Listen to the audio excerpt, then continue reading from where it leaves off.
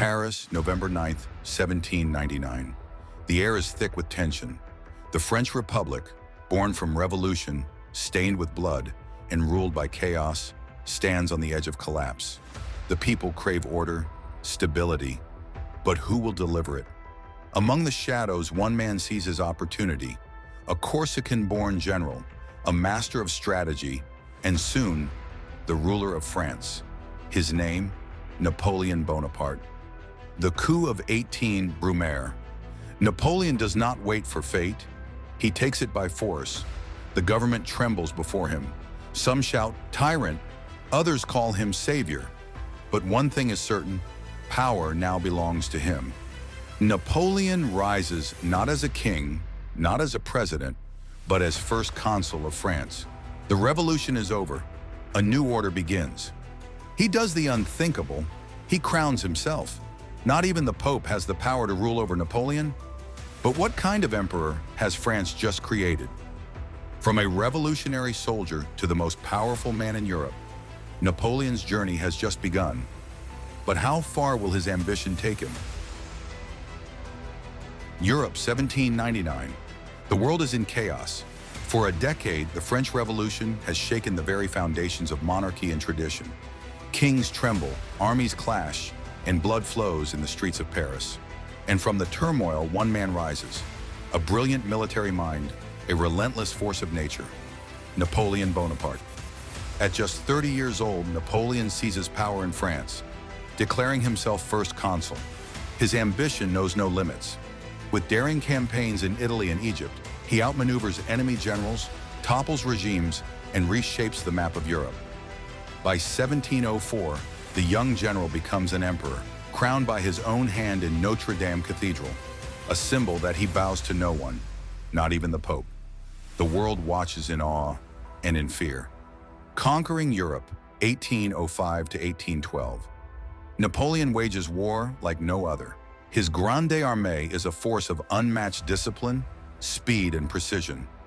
1805, Austerlitz, the Battle of the Three Emperors. Outnumbered, Napoleon lures the Austrians and Russians into a trap. His army strikes with devastating force, shattering the enemy. It is his masterpiece. 1806, Jena Auerstedt. Prussia falls in a single campaign.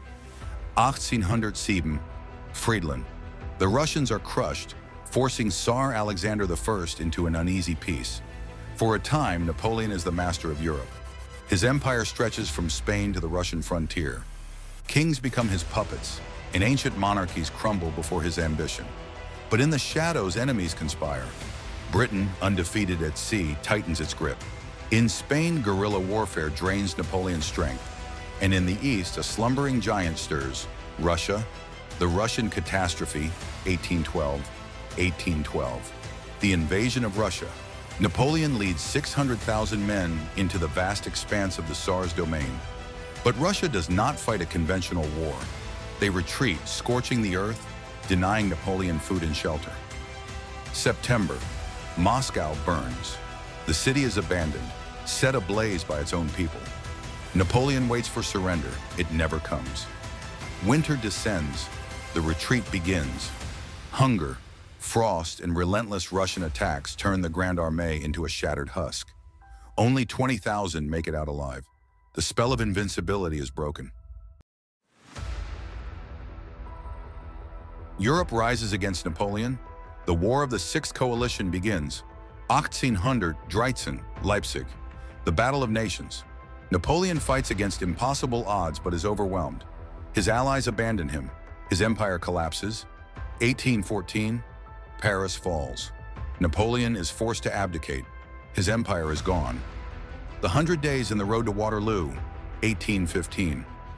After 10 months in exile, Napoleon escapes. He lands in France with a small force. But he does not need an army. His name is enough. Troops sent to stop him throw down their weapons. Crowds cheer. France rises once more. The Congress of Vienna declares him an outlaw. The Allies mobilize. Napoleon marches north. His target, Belgium. His enemies, the British under Wellington and the Prussians under Blücher. Waterloo awaits. The Battle of Waterloo, June 18, 1815. The battle begins at 11 a.m.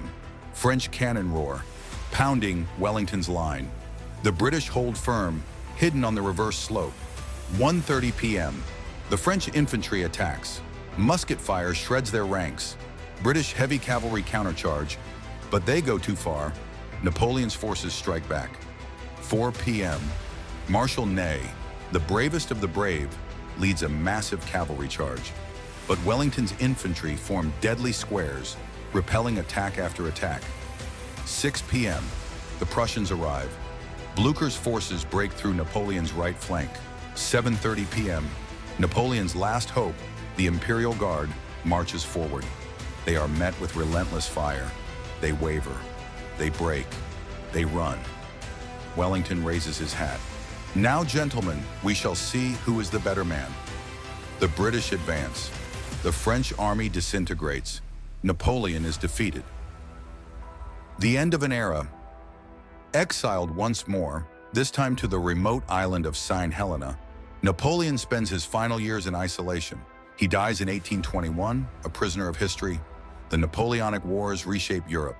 The great powers enter a fragile peace. For the first time in decades, Europe knows stability. But Napoleon's legacy endures. A military genius, a conqueror, a man who defied fate and nearly changed the world. His name, his legend, will never be forgotten. And so, the story of Napoleon Bonaparte comes to an end. From a young Corsican officer to the Emperor of the French. From the master of Europe to an exile on a lonely island. His rise was meteoric, his fall devastating. But his legacy, that still shapes the world today. But now we ask you, was Napoleon a visionary leader or a ruthless conqueror?